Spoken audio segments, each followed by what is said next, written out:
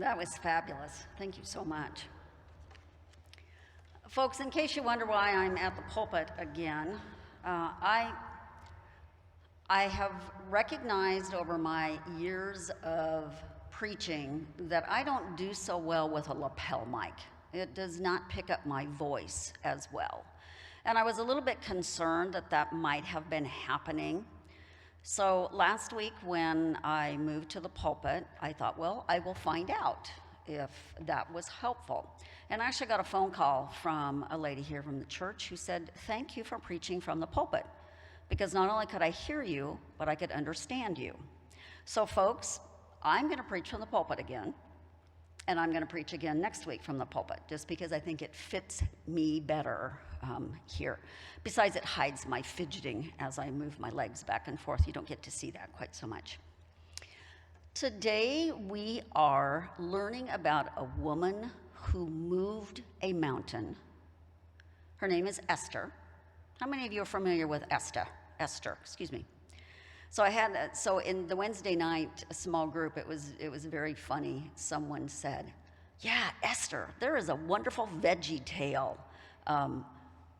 video of Esther. Tells the story perfectly. I have not had a chance to go watch that, but I need to. Veggie Tales. The mountain she moved needed courage. And so today we're talking about courage as well. But to explore courage through the lens of Esther, we need some background. So I'm going to try to take a stone and throw it across the pond of Esther. The book of Esther is set in Persia during the Jewish diaspora. Many Jews from the southern kingdom of Judah were removed from their homeland and taken to Persia as slaves, because that's what was done. The story begins without Esther. It begins with the king hosting a banquet for the important men of the kingdom. Now, I want to stress that the banquet where the king was men only. Meanwhile, his wife Vashti was hosting a banquet for women as well. So we had a little segregation going on, men and women. And these types of banquets would typically go on for many days. On the seventh day, the king, who hopefully you'll recognize this phrase, was in his cups quite a bit. In fact, he'd been drinking a little bit. He'd been making merry, and he was feeling pretty good about himself. And again, this is not an attempt to bash the men in here, but I do know that some men, when they get a little alcohol in their system, they kind of get a little show-offy. And so he wanted to show off a bit. Now, how better to show off than to ask his wife to come in? Not ask, actually command. He commanded his servants, the eunuchs, to go get his wife and to have her come in and to dance for the men. Now, this might not have been such an awful request, except tradition was that she would dance naked. And she said, no, I am not going to do this. Now, this was the king of Persia, and she refused him. So even right there was a little bit of courage. She was not going to demean herself by stripping down to nothing and entertaining these men so that the king could show what a wonderful prize he had. So we're not told what happens to Vashti, but we do know that he banishes her from his sight, which very likely means he killed her. Now, he didn't kill her, but he had someone else do the dirty work for him. So he needs a new queen. Long story short, Esther is chosen. But I want to mention one plot twist before I go any further. Esther is a Jew. She is one of those people who has been brought from the southern kingdom of Judah, as a slave into the land of Persia. We're never told how, I don't want to say how, we know how her cousin Mordecai kind of brings her forward, but as an option for a queen, but I don't know how he had the standing to do that. Because usually you had to have standing in order to have one of your daughters considered for such a position. You had to be pretty high standing in the community, in the realm. You needed to have money. You needed to have power. And quite frankly, another thing is that the women were basically looked over like cattle. Does she have good childbearing hips? Esther must have had really good childbearing hips because she is chosen. But another little thing here that must be mentioned is that no one knows in the kingly court that she's a Jew. And again, I'm not sure how that happened, but the king does not know that she's a Jew. So I've mentioned Mordecai. Again, he's the one who brings Esther forth as a possibility as queen. And why he has the authority to do this is because not only is he her cousin, but he is also her adoptive father. Both Esther's parents died, and apparently died when she was young. So he becomes her guardian, her father. Unfortunately, and we don't know how long after Esther becomes queen that this happens, but unfortunately, Mordecai gets himself into a bit of trouble. Now, another thing that's important to mention here is the Jews, when they were taken into captivity and brought into another land, they did not follow the customs of the people. How many of you are familiar with the book of Daniel? Few are familiar with it. The folks in that story, Daniel and his friends, they get in trouble because they're not following the customs of the land. They eat differently. They don't bow down to the king and the king's representatives. Anybody know why that is?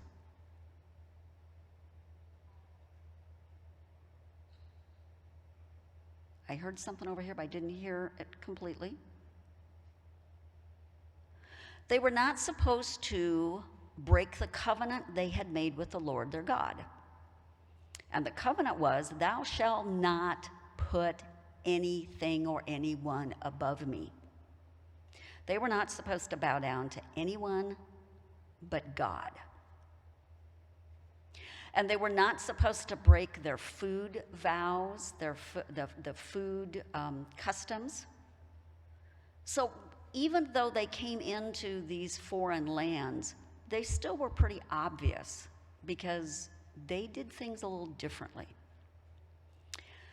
So Haman, who is the king's right-hand man, he comes to the gate and expects everyone to bow down to him because he's the king's right-hand man. And Mordecai will not. So, oh dear, then we've got trouble on our hands. Haman doesn't like the Jewish people very well anyway. He doesn't like the fact that they don't honor the king and the king's representatives as they should. And so he begins to plot. And he plots to have all the Jews killed. Again, trying to kind of skip the stone, Mordecai hears of this plot and becomes very distraught. He tears his clothes, he puts on sackcloth and ashes, and goes through the city wailing with a loud and bitter cry. That's inconspicuous, isn't it? Absolutely not. Sticking out like a sore thumb. And the word comes to Esther that her father/cousin is basically making a spectacle of himself. Now, again, I should pause here and explain the sackcloth and the ashes and the wailing. That was typical in the ancient Near East. If something awful was going on in the life of the community, if there was a need for showing humility or repentance, the people would put on sackcloth and cover themselves with ashes and wail. If you're familiar with the story of Jonah, Jonah goes to the city of Nineveh. The king of Nineveh repents, and the way he shows that he is repentant is he covers himself with ashes, puts on sackcloth, and they wail. The people wail. So this is a familiar action to the people of Persia. They would have known about it. Even if they didn't do it, they would have known about it. And very likely they did it as well. Another instance that might require fasting and this wailing would be like if there was an extreme drought and people wanted their gods to break that drought. They might do a similar thing. So in any event, Mordecai is making a spectacle of himself. Esther is concerned. And remember, Esther, she's a Jew as well. And so, she kind of is like, I wish they'd calm down out there. So she sends some of her servants to go give him some clothes and ask him, quit, just stop. You're going to get yourself in trouble. But Mordecai refuses. And he tells one of the men, his name is Hathach, of the plot. And so he takes it back to Queen Esther. And what Mordecai says to Esther is what we read this morning. Esther, you need to do something about this. You're the only one who is in the position to do something about it. Now, she feels like she can't do anything, because another thing that we must keep in mind when we read these stories, because I went back and looked at the notes from Wednesday night, and one of the questions was, wasn't she married to him? Why could she not just walk in and tell him? Why did she have to get an audience with him? Because her excuse is, I haven't been in to talk to the king for 30 days. Well, let us remember that, especially when it came to the kings, marriage was of convenience. It was not for love. A king took a wife to have children, because the only way that they would be recognized as legal is if there was a marriage involved. The king could have numerous children with other women, but they weren't in line for succession to the throne if they were not born within wedlock. So love had nothing to do with it. Most of the time, the queens did not see their husbands, because remember those segregated banquets? One was over here and one was over there. That's how they lived. The king was over here with his guys, and the queen was over here with usually her maids. Now, she might have a couple of men, but they were always eunuchs. And they didn't see each other unless something more intimate was going to happen. It wasn't like they dined together all the time. So she doesn't really have an in with the king. At least she doesn't think so.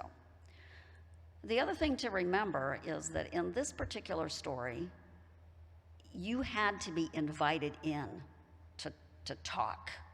And so Esther kind of, after she says, okay, I'm going to do this. I'm going to go in. I understand that this really is urgent. And one of the urgencies is not just that her people are going to be killed, but she is in danger as well. And we don't know why, from the beginning of the story that we heard this morning, the passage we heard, we don't know why that she goes from saying, I can't do this, to saying, okay, I'm going to do it. Go tell everyone to make a fast, and I'm going to do this.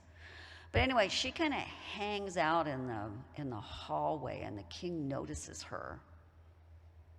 And he gives her the golden scepter. As Wednesday night, as I was trying to think, there were two of us we were trying to think of what this was called. I couldn't come up with scepter. All I could think of was stick. So if you've ever been in a talking circle before, you got to have the talking stick. Well, she had to have the talking stick. And so it just happened to be a golden, expensive stick. And he basically says, what can I do for you? Now, she doesn't immediately tell him what's going on, but she makes arrangements for a meal. And she insists that Haman, he's the one behind the plot to kill the Jews, comes to this dinner. And so, again, trying to make a long story short, he comes, and he's thinking, wow, I'm coming into the presence of the king. The queen's going to be there. I've made it. I'm one step below the king. But once he gets there, the king knows that there's something more on Esther's mind. And he says, what is your petition? What do you want me to do? What do you want from me? And she says, that guy over there, he's plotting against the Jews. And she kind of explains why, that it's a bad idea. And she convinces the king that it's a bad idea. And so, again, long story short, Haman is killed. And the Jews are able to live in peace.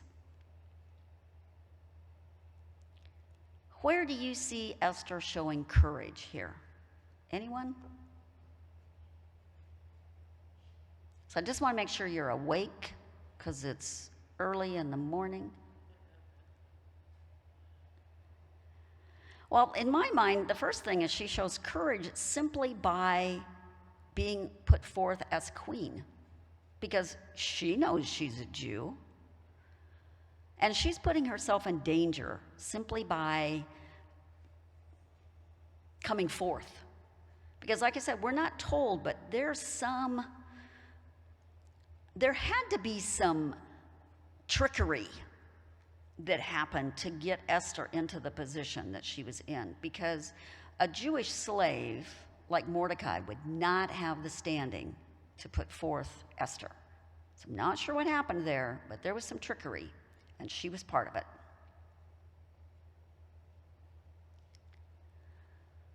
But the main way that she shows courage is that she is willing to come before the king. Remember what happened to the first queen? She likely was killed. So simply by kind of going out and hanging out in the hallway hoping the king would notice her is putting herself in danger. And I didn't bring my bulletin up with me, and I don't think, no, we've got mountains. Yep, we got mountains. But if you've got your bulletin with you, look at the front cover. I purposely chose this particular cover for a reason. Anybody tell me why? Any thoughts? Why did I choose that particular cover? There's a man standing there with a spear. All the king would have had to have done is turn to that man with the spear and said, kill her. Because it wasn't like they were in some secret place by themselves. Because kings didn't trust anyone, not even their wives. There was always a threat of assassination. So he always had somebody tasting his food or standing by with a spear in case he needed defending. She also shows courage by taking Haman to task. Because she could have just told the king and been done with it and went, okay, phew, I did my part. But she confronts Haman directly. He is right there in the room. And he's the king's right-hand man. The king could have chosen his side and not Esther's side. I wonder if we were in Esther's position, would we have had the same courage? Would we be able to stand up for what is right and what is just, even when we are putting our lives in danger?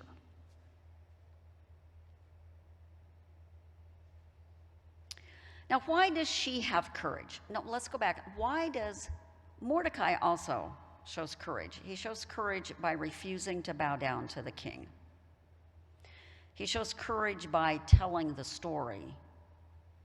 He shows courage by fasting and praying and wailing and wearing sackcloth. Mordecai has courage because of his faith. Esther is the only book in the Bible that never says the word God or the Lord. There is no mention of God or the Lord anywhere in that book. But we know it's there. And Mordecai has that faith that begets courage. And Esther, being raised by Mordecai, also exhibits that same faith. Now, hers wavered a little bit. Anybody's faith ever wavered a little bit? I think we had better all put our hands up. Yep. So it wavers a little bit. She's like, I don't know if I can do this. And then she grounds herself in her faith and says, nope, I can do this. I'm good. Courage requires a little vulnerability as well. Now, we might not always put those two words together, but if you're going to have courage, you've got to be vulnerable, because you've got to put yourself in harm's way. Now, I'm not even saying that you've got to put yourself out to potentially have a spear stuck in your side if you make the king mad. But, even if you need to speak to your boss or a coworker or perhaps a spouse or a child about something that's uncomfortable, about something that may cause some angst, it takes courage if you're going to do it right.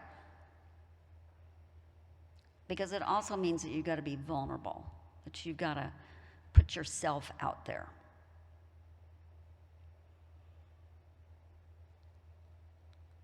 Being vulnerable means to tell the story of who you are with your whole heart.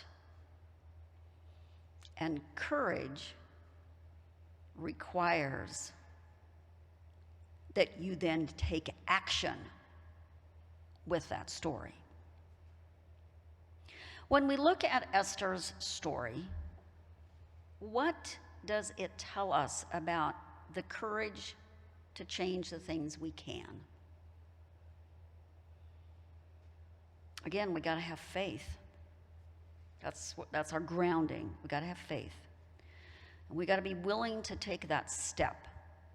We got to be willing to put ourselves in a certain place. She was willing to put herself out in the hallway, and it wasn't a hallway. I don't have the word for the location in the building, but out in the maybe a better word would be the vestibule, so that she could be seen by the king.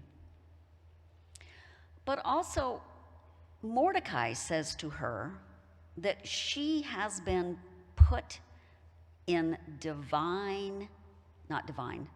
royal proximity for just a time such as this. So sometimes it's got to be the right time, and we've got to be in the right place. And that takes discernment. So courage also takes discernment.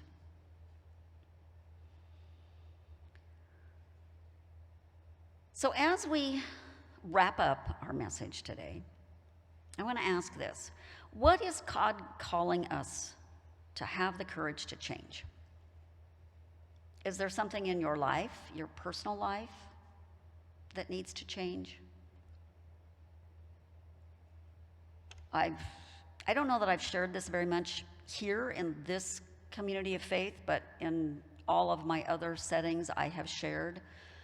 I had a little bit of a drug and alcohol problem in my younger days.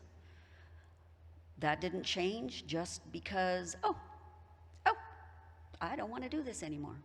It's not how it happens. You've got to take that first step, and you got to keep taking those steps, and you've got to have the courage. And one of the places where I needed to have courage is I needed to have the courage to quit hanging out with the people I was hanging out with, because until I did, I couldn't make the change I needed to make. What is God calling us to change in our community? Now, we can think about it here in Northeast Lincoln. But let's also expand that a little bit further and think about what is God calling us to change in Lincoln or in Lancaster County. And I bring that up because of Justice in Action. Again, we've been having the home meetings. We've got a gathering of all the churches. And Alex, can you tell me when that is? Because I have forgotten. John, do you remember when that? November 6th? Time, John? Oh, he's looking. I meant to write that down and I forgot. So, Justice in Action. 6:30. Each Ridge Presbyterian. So you'll hear more about that next week because it's coming up that next week. But, put it on your calendar. If nothing else, even if you haven't been involved, just come and see what it's about. Have the courage, and I'm not trying to shame you, but have the courage to step into that door and just listen. What is happening with Justice in Action? And how is the First United Methodist Church of Lincoln part of that Justice in Action? What about in our world? What can we change in our world? I don't know about you, but man, I watch the news and I'm going to admit I get so angry. And one reason I get so angry is I feel like I can't do anything about it. But last Sunday, and I won't remember what it's called, so if there's any UWF ladies in here who can remind me, there was a letter writing campaign downstairs, writing to the representatives, and that is a way that we can help change our world. Now, it's probably not going to change it immediately, but if our representatives know that something is important to us, and if enough of us let them know that it's important to us, they may think, perhaps this is worthy of change.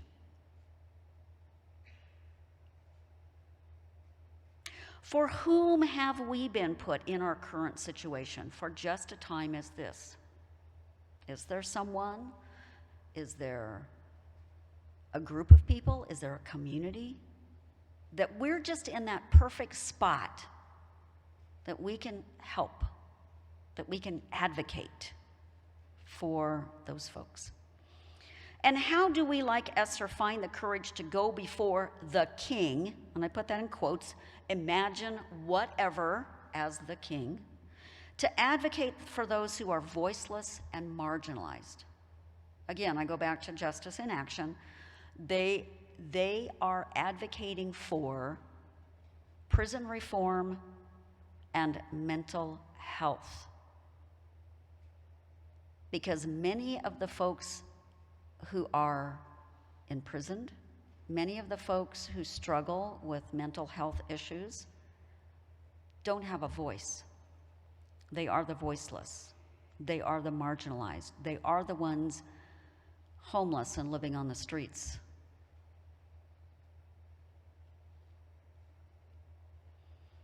How can we do this? How can we be courageous? Well, I've already mentioned some. At having faith. But also, we hear in Scripture that we need to hang on to God's words. Because God's words, just like with service, tell us that we need to have courage to make change. We need to hold on to them and let them guide us. And also, we're supposed to be focused. So Proverbs 4 says, let your eyes look directly forward and your gaze be straight before you.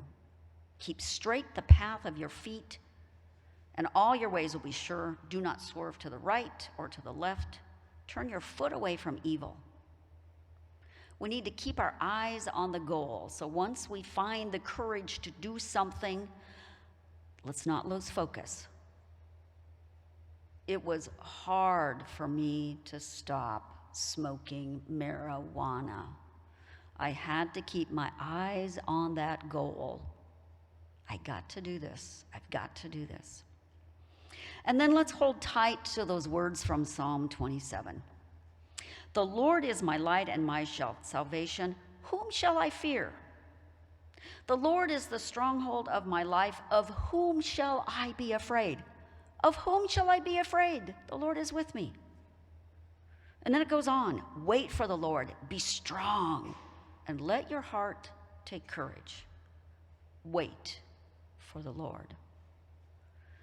I'd like to add a little bit to that, because if you continue to just wait for the Lord, you won't do anything.